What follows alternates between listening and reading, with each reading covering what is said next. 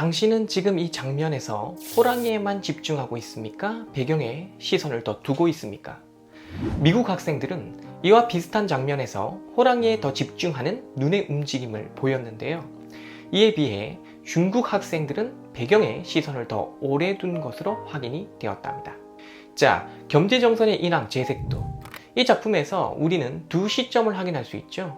위에서 내려다본 시점 하나와 아래에서 위로 올려다본 시점, 이렇게 하나의 화면에 여러 시점이 들어있는 것을 다시점 화법이라고 합니다. 이제는 마인베르트 호베마의 작품을 한번 볼까요? 여기서는 하나의 시점, 그러니까 그림을 그리고 있는 화가의 정면 시점만이 발견되는군요. 작품 속 세상은 바로 이 하나의 시점을 중심에 두고 모든 공간이 수렴될 수 있도록 수학적 계산에 따라 구성되어 있습니다. 왜 동양인과 서양인은 사물을 볼 때나 풍경을 표현할 때 이처럼 서로 다른 성향을 나타낼까요? 개체보다는 관계를, 객관적인 세계에 대한 논리적 분석보다는 주관적 감성에 따른 직관을 더 중시하는 동양인의 생각 구조가 지금 이렇게 실험과 예술 작품 등을 통해 확인이 되고 있는데요. 동양 철학이라는 것도 분명 동양인의 생각으로 조직된 거대한 학문일 것이므로 서양 철학과는 다른 특성을 보여주고 있다고 할 수 있는 거겠죠? 그러니 오늘 우리가 만날 주제, 즉 동양 철학이란 무엇인가는 우리 채널에서 그동안 주로 다뤄왔던 서양 철학과는 다른 이야기를 품고 있다고 봐야 하겠습니다. 심신수련을 통해 도를 깨우쳐 성인의 경지에 오르는 이야기, 또는 서구 물질 문명에 대응하는 자연 친화적인 정신 문명의 이야기, 이런 이야기를 품고 있을 거라고 여러분은 기대하고 계시겠지만, 사실 동양 철학에는 우리가 알아야 하는 태생적인 비밀이 하나 숨겨져 있답니다. 조금은 당혹스러울 수도 있을, 그러나 누구나 알아야 하는 이 진실에 대한 이야기로부터 오늘의 주제에 대한 설명을 시작하겠습니다.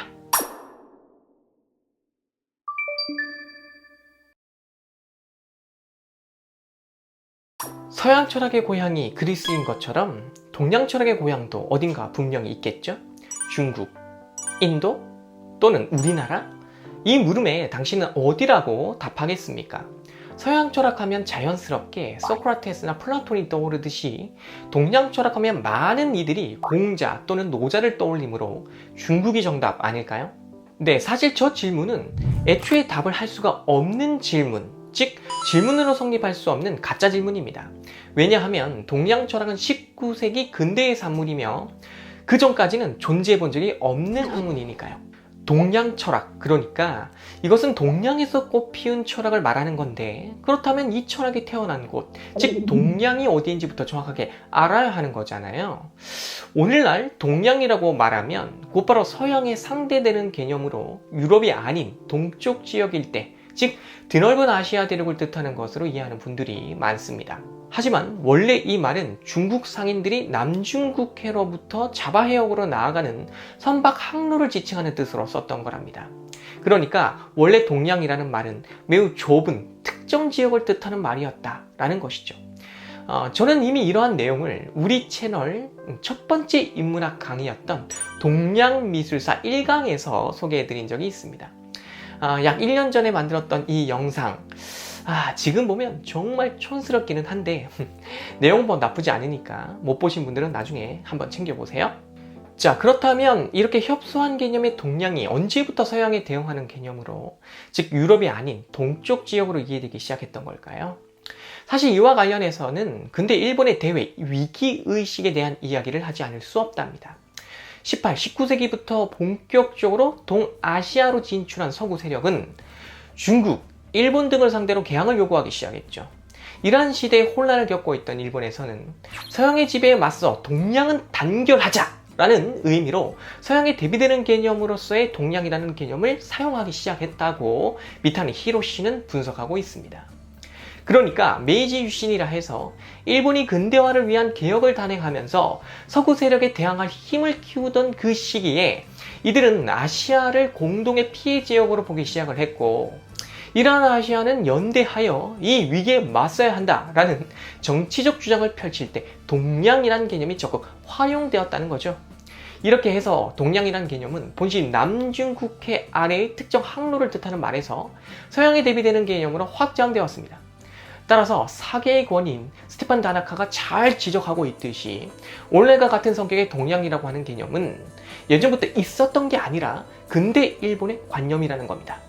자, 이렇게 보면 동양 철학의 고향인 동양은 원래부터 있었던 게 아니고 19세기부터 형성된 근대어의 한 파생적 개념이라 할 수 있으며, 특히 19세기 말, 20세기 초 서구 세력에 대항하던 일본인들에 의해 정착된 그런 개념이라고 할 수 있겠습니다. 그러니 동양 철학의 고향은 근대 일본 지식인의 정치적 목적에 따라 형성된 관념이라고 봐야 한다는 얘기가 되는데, 이렇게 얘기하는 순간 엄청난 혼란이 발생하는 거잖아요. 어떻게 동양 철학의 고향이 일본 지식인들의 근대관념 속에 있단 말인가? 라고 물을 수밖에 없을 테니까요.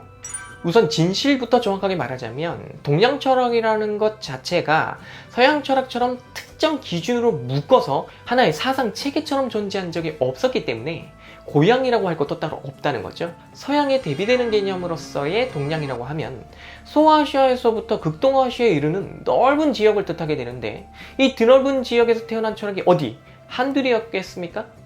중동에서 일어나는 조로아스트리아니즘, 이슬람 철학의 여러 갈래들, 인도 문명이 자랑하는 리그베다, 그리고 우파니샤드, 또 불교 철학, 중국에서 태어난 그 수많은 학파들 외에도 따라야 할 내용들이 정말 엄청나게 많죠. 이러한 학문들을 굳이 우리가 철학이라는 이름으로 묶은 후에 그 앞에 동양이라는 명칭을 붙여서 하나의 학으로 성립시킬 필요가 있을까요? 단지 이 지역들이 전부 서양이 아니라는 이유만으로 동양이라고 뭉뚱그려서 묶은 이후에 거기에 공통된 것이 있기라도 한 것처럼 하나의 학술 명칭, 즉 철학이란 말을 붙인다? 좀 이상하지 않습니까?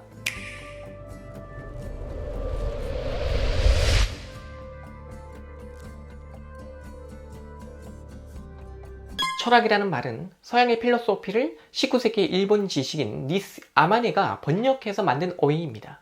그러니 중국, 한국, 일본 등을 포함하는 동아시아 문명권에서는 철학이라는 개념도 이런 어휘도 그전까지는 없었다고 봐야 하는 거죠.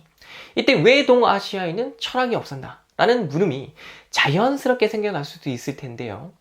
그러나 이 물음에 저는 왜 서양에서 말하는 그런 철학이 우리에게도 꼭 있어야 하는가? 라고 반문을 하고 싶답니다. 철학이 없으면 서양보다 못한 문명이 되는 건가요? 그렇지 않죠.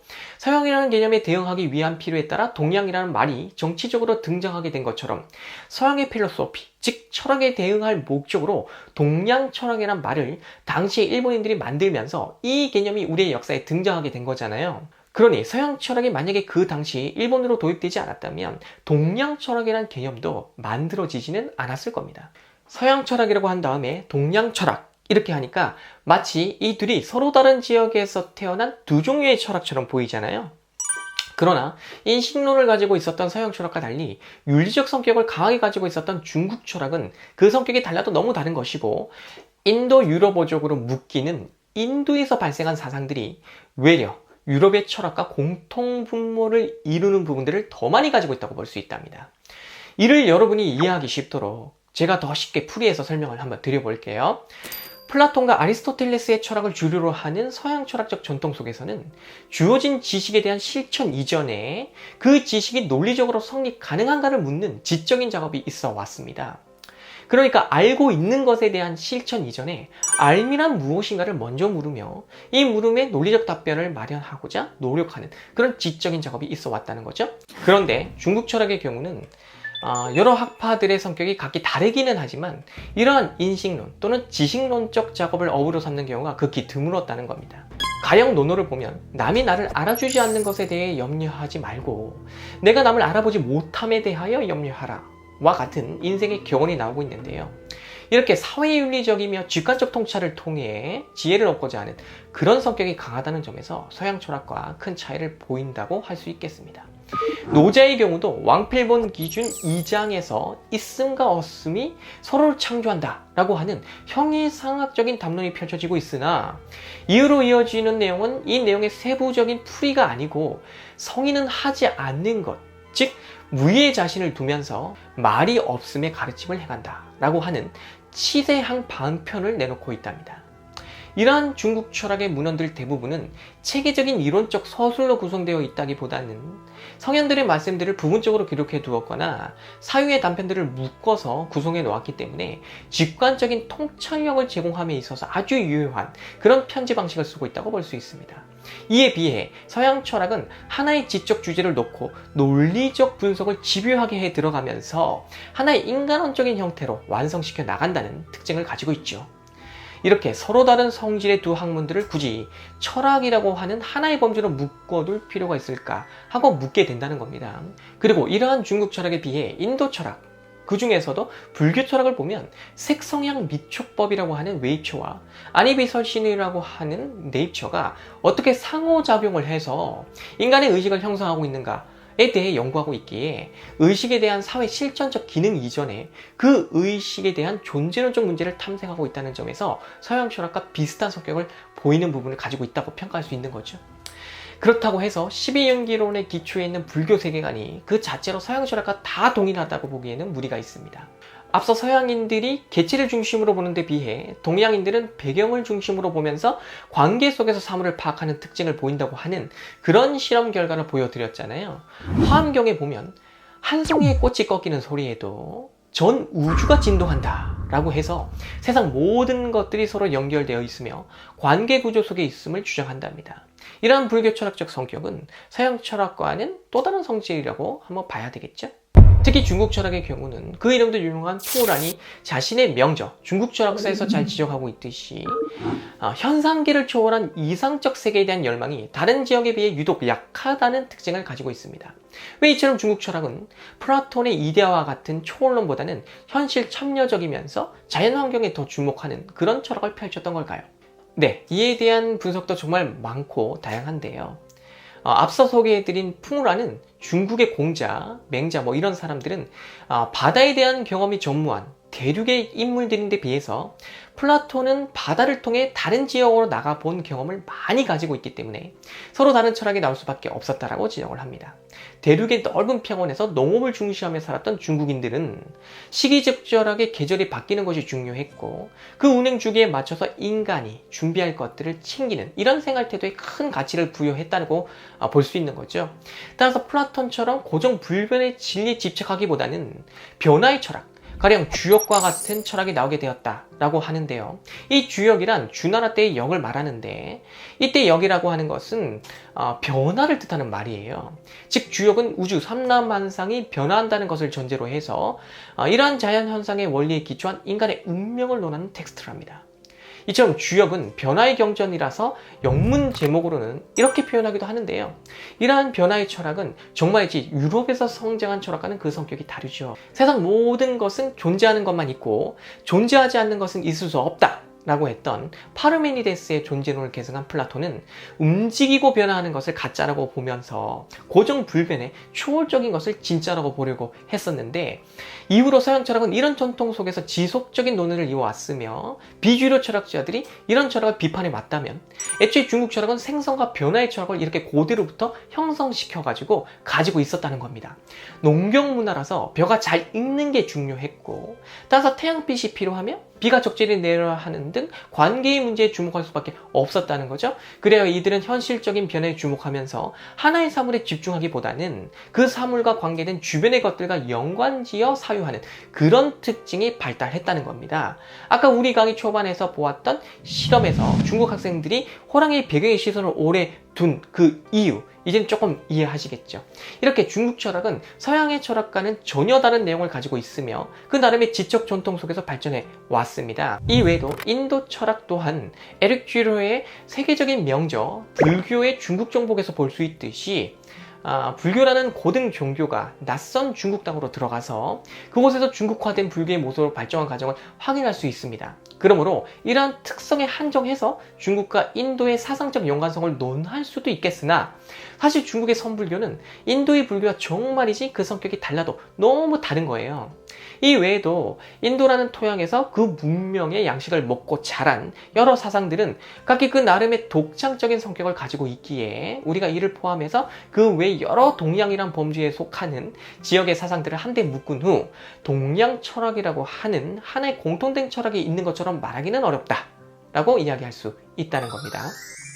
다만 중국에서 탄생한 유가 사상이 송대 이후 성리학으로 재정리되었을 때 이것이 조선과 일본 등에 큰 영향을 미쳤다는 점, 여기에 베트남 및 말레이시아까지를 아우르는 유교 문화권이 동아시아 지역에 형성되었다는 점에 대해서는 특별히 주목해 볼 만합니다.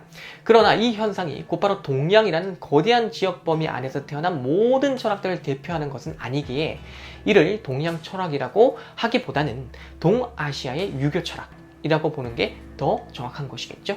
그리고 우리는 오늘날 동양 철학이란 말을 듣는 순간 주로 중국 철학을 딱 떠올리게 되잖아요. 근데 이것은 19세기에 일본이 중국 침략을 전제로 동양학이라는 개념을 만들었기 때문에 그 영향으로 인해 형성된 전통 속에서 동양학 하면 곧바로 중국 철학을 떠올리게 된 것이라고 봐야 하는 것이니까요.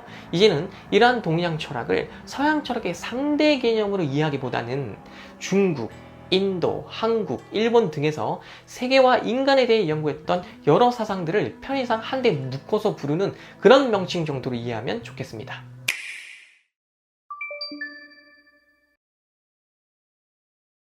오늘날 우리에게 동양 철학은 서양 철학에 대응하는 개념으로서의 동양 철학이 아니라 편의상 우리 주변 지역에 있는 여러 철학들을 묶어서 부르는 명칭으로 이해한다 라는 말씀을 지금까지 드렸는데요.